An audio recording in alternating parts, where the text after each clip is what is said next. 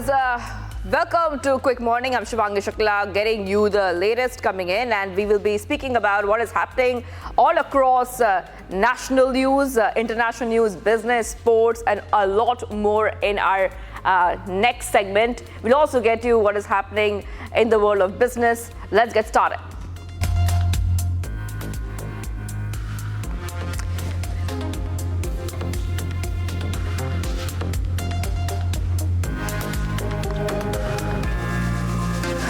Security has been tightened in Sambhal, Uttar Pradesh. On the occasion of Holi, authorities have ramped up security measures with extensive arrangements in place to ensure the peaceful conduct of festivals.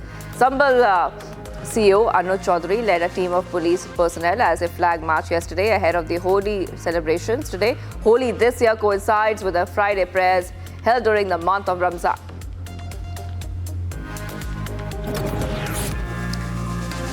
The Indian Coast Guard deploys its ships and aircraft to ensure the safety and security of pilgrims travelling to Tamil Nadu for the annual two-day festival at St. Anthony's Church. This is a small island that has a church dedicated to St. Anthony, who is considered the garden of fishermen. The fishermen from both countries attend the St. Anthony's festival in March-April.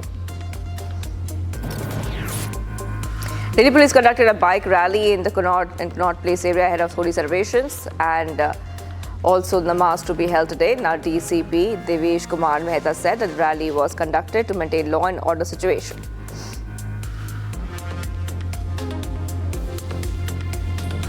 Patrolling और bike patrolling उसी इंतजामात का ही एक point है, और ये अलग अलग जगह पे हम पूरे एरिया के अंदर सेंसिटिविटी और जगह को देखते हुए इस चीज़ को कर रहे हैं. जो law and order crime point of view और जो इंस्पेक्शन होता है चीज़ों का प्रेजेंस जो होती है उसी के मद्देनजर इसको किया गया.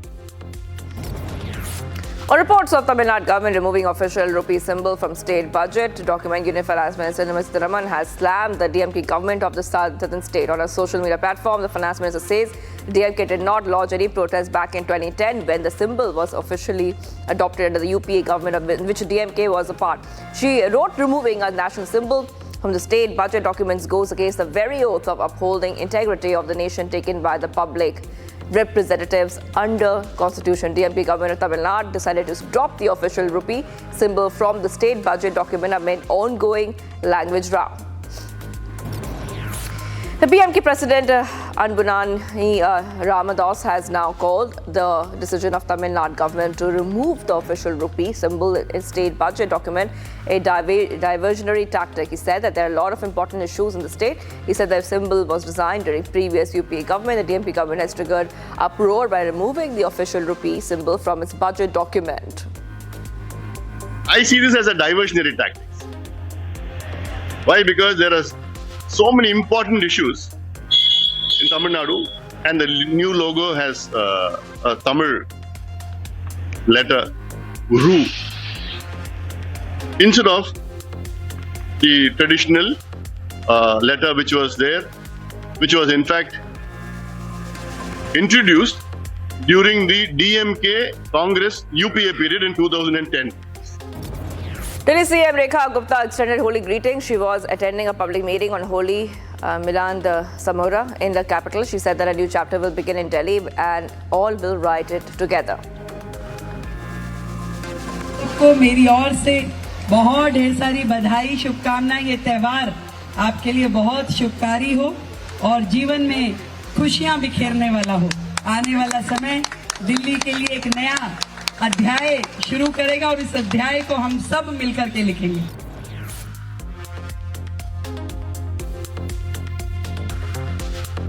Tamil Nadu BJP has announced a large-scale protest on March 17 outside the TASMAC head office in response to what it calls a massive liquor scam under the ruling DMK government. This protest follows recent enforcement directorate raids on TASMAC, the state-run liquor distribution corporation, and alleges that the documents recovered during the raid point to generation of rupees 1,000 crores in unaccounted cash, allegedly paid as kickbacks to politicians and officials.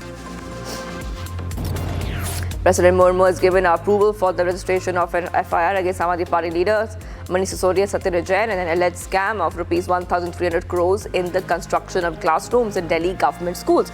Sources say in 2022, the Delhi government's Vigilance Directorate recommended a probe into the alleged scam and submitted a report to the Chief Secretary.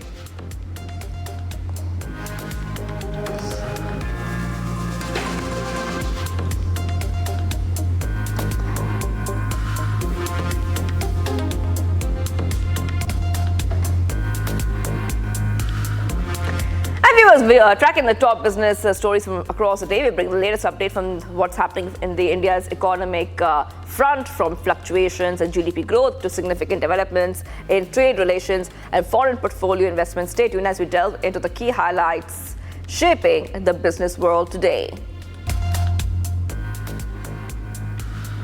US President Donald Trump's proposal to make interest on car loans tax deductible for American-made vehicles could provide some relief to consumers amid rising car prices. However, reports suggest that the savings, around rupees 3 billion annually, would be minor compared to the larger impact of tariffs. Now, with a potential 25% auto-specific tariff, US car prices could rise by $4,700, causing a 10% increase in cost. Now, while automakers like GM and others may face significant pressure, Ford and Toyota are better positioned to adapt. The State Bank of India, the country's largest lender, is set to establish a dedicated Centre of Excellence for project financing aimed at supporting emerging industries like artificial intelligence, e-commerce and fintech. Now, the initiative, expected to be completed within a year, will involve the recruitment of specialized professionals and an external consultant to oversee the new unit. This move is part of SBI's broader strategy to expand its project finance portfolio, which increasingly includes sectors like renewable energy and new age industries. Bhutan's Prime Minister has expressed deep gratitude over the historic rail project connecting Assam to Bhutan, calling it a huge gift to his country. This first ever rail link between the two nations aimed to significantly enhance connectivity, improve transportation and foster cultural ties. Also emphasizing that despite the financial logistical challenges, India's commitment to the project reflects strong trust and friendship between the two countries.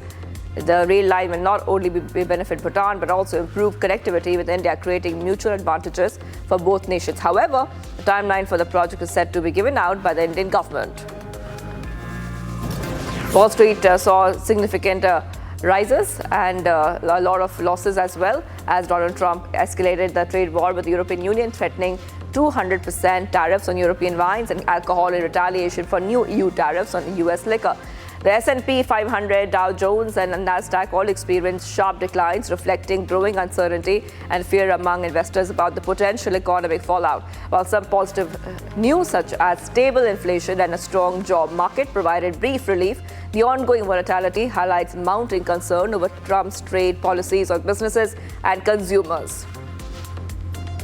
Vedanta Group Chairman Anil Agarwal has stressed the growing geopolitical significance of rare earth minerals, warning that the global race for these critical resources could determine the balance between war and peace in the modern world. Speaking on the importance of rare earths, which are vital for technologies from smartphones to defense systems, Agarwal highlights China's dominance over 70% of the global supply, while pointing out India's untapped potential as the world's fifth largest rare earths reserve holder.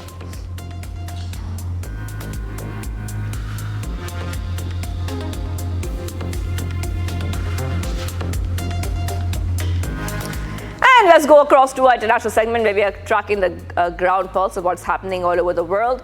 Especially we'll talk more about what is happening when it comes to tariffs and other details coming in from the Russia-Ukraine war. Russian President Vladimir Putin has said that Moscow agrees with US proposals to stop fighting, but insists that any ceasefire must lead to lasting peace and addresses the root cause of the conflict. However, he emphasized the terms are yet to be worked out and noted that any truce should pave the way to lasting peace. Putin also noted that the need to develop mechanisms to control possible breaches of the truce and signaled that Russia could seek guarantees that Ukraine would not use the break in hostilities to rearm and continue mobilization. US President Donald Trump has expressed cautious optimism regarding Russia's response to a US proposal for a 30-day ceasefire in Ukraine, noting good signals from Moscow. Speaking alongside NATO Secretary General in the Oval Office, Trump highlighted Russian President Vladimir Putin's statement agreeing in principle to the ceasefire, though he acknowledged that it was not a complete commitment. Trump emphasized the importance of a successful ceasefire as a first step towards peace, with negotiations already underway to outline potential territorial compromises in the broader agreement. I'd like to see a ceasefire from Russia, and we have, not been working in the dark. We've been discussing with Ukraine land and pieces of land that would be kept and lost, and all of the other elements of a final agreement. There's a power plant involved, a very big power plant involved. Who's going to get the power plant, and who's going to get this and that? And so, it's not an easy process. New York City police arrested 96 demonstrators after they staged a protest in the lobby of Trump Tower to denounce the immigration arrest.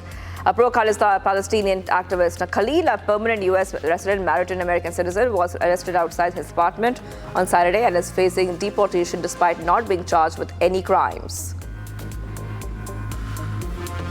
About 11:30 this morning, two groups splintered. About 150 protesters in civilian clothes came in the front entrance of Trump Tower and the atrium on 56th Street. And again, this is a public access area. Within 10 minutes, a footprint of police officers, intelligence division detectives notified of the situation. Ukraine President Volodymyr Zelensky has honored Ukrainian Muslim soldiers in Kiev on Thursday during the holy month of Ramzan, emphasizing the importance of international pressure on Russia to bring peace to Ukraine. Speaking to the gathered soldiers, Zelensky highlighted the unity of Ukraine's Muslim community, particularly the Crimean Tatars, and has highlighted their significant contribution to the nation's defense.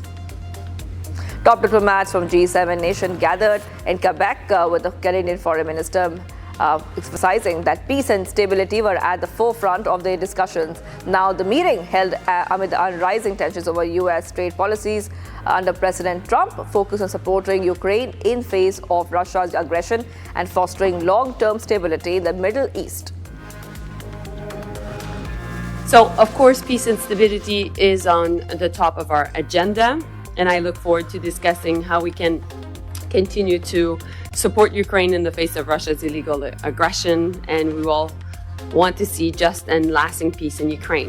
Of course, we want to foster long-term stability as well in the Middle East in the interest of all the people in the region. Amid mounting public opposition and casualties, African leaders from South Africa, Tanzania and Malawi announced a withdrawal of thousands of troops who were deployed to eastern Congo in 2023 to quell insurgency. The decision, made at a virtual meeting of the Southern African Development Community, comes after the rebels killed 17 peacekeepers in January and seized key cities, including Goma and Bukavu. The phased withdrawal of up to 3,000 troops will take place as Angola prepares to host peace talks. We must speed up the implementation of the decisions made during the joint SADC EAC meeting. These include the merger of the Rwanda and Nairobi peace processes. More so, that dialogue is a key cog to usher lasting peace to the people of DRC. Explosion outside one of the Ecuador's most dangerous prisons left one guard dead and two injured on Thursday. The blast also destroyed several cars and damaged part of the prison entrance. The attack marks a new chapter in escalating violence facing Ecuador. 2 weeks earlier, a massacre in a popular neighborhood in northwest had left 22 people dead.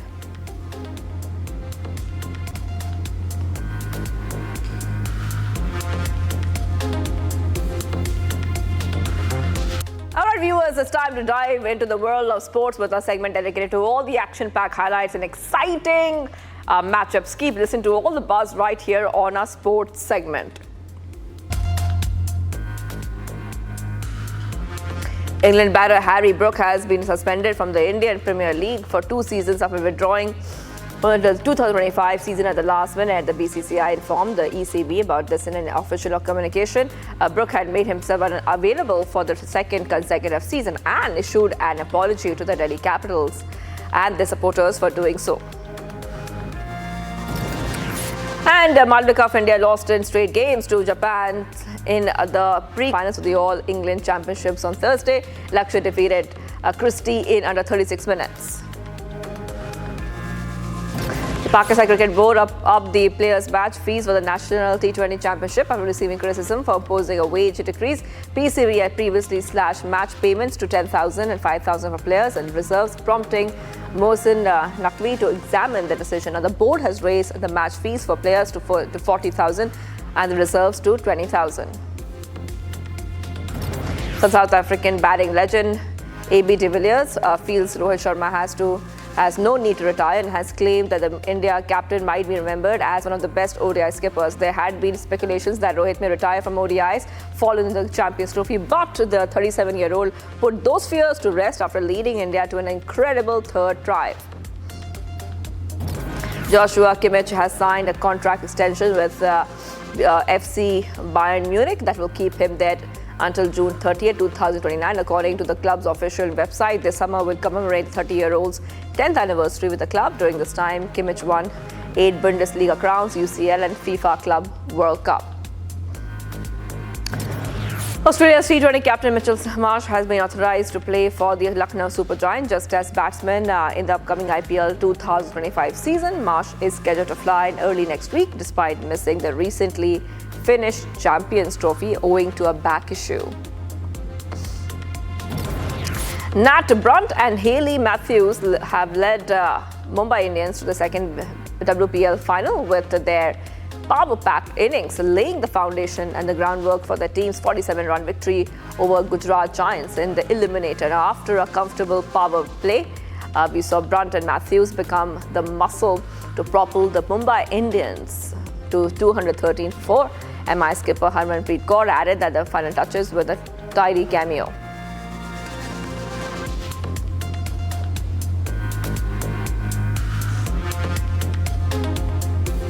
All right, viewers, let's go ahead to some of the other stories we're tracking. It's time to delve into the world of entertainment. This and much more as we unravel all the latest updates from the entertainment world this morning. And writer-actor Stephen Graham has taken a reference from Society, Netflix series of adolescents. The story is about a family whose world turns upside down when the 13-year-old son is arrested for murdering a schoolmate. The charges against their son force them to confront every parent's worst nightmare. Even about an incident, and I've seen an incident on the telly again where there was like quite a few young boys who stabbed young girls and taken their life. And if I'm really honest with you, it hurt my heart. Do you know what I mean? And it instantly made me think, what's going on with society where this kind of thing's happening? And we knew that we were going to make a series, and I just said to Phil, I think I'd like to make it about this particular incident. At the LA premiere of documentary series #1 on the call sheet, actor Jamie Foxx looked back on the 2023 hospital treatment and said that every prayer counted during his recovery. The actor was hospitalized after suffering a brain bleed that led to a stroke while filming Back in Action in Atlanta in April, and he was unconscious for 20 days. I needed every prayer, man. She was just talking about my special. I said, man, that special, man, I had to let people know, man. It was almost, that thing was almost a wrap. I was like, oh, man, please. So every prayer counted. And now to be able to have these moments, you cherish them more. I'm going to tell you what it's like. You ever take a picture on your cell phone and you hit that first filter and that thing brighten up? That's the way everything looked right now. And Billy Crudup has compared 19th century playwright Henrik Ibsen to a punk rocker for his bold, rebellious approach to tackling tough subjects on stage. And Billy, who stars in the new adaptation Ghosts at Lincoln Center Theatre, thinks the 1881 play still resonates in today's world. No question, he and Chekhov were inventing realism, which is the form that we explore all of our work these days. There's not a Shakespeare that's working right now who's writing an iambic pentameter about Greek gods and ancient stories and love and all of the glorious things that Shakespeare explores. But we have realism in most of the things that we explore in television, film, drama, etc. Dazzling the Met Gala last year, Alia Bhatt is now gearing up to walk the red carpet at Cannes, marking it another milestone on the international stage. Razi actress has officially confirmed that she will be making her debut at the prestigious Cannes Film Festival, joining the Indian icons who have graced the red carpet in previous years. During a recent media interaction in Mumbai, Alia shared the exciting news. The 78th Cannes Film Festival, which will take place from May 13 to May 24th, has long been a celebrated event for Indian stars. Over the years, personalities like Aishwarya Rai Bachchan, Deepika Padukone, Sonam Kapoor have been very regular attendees.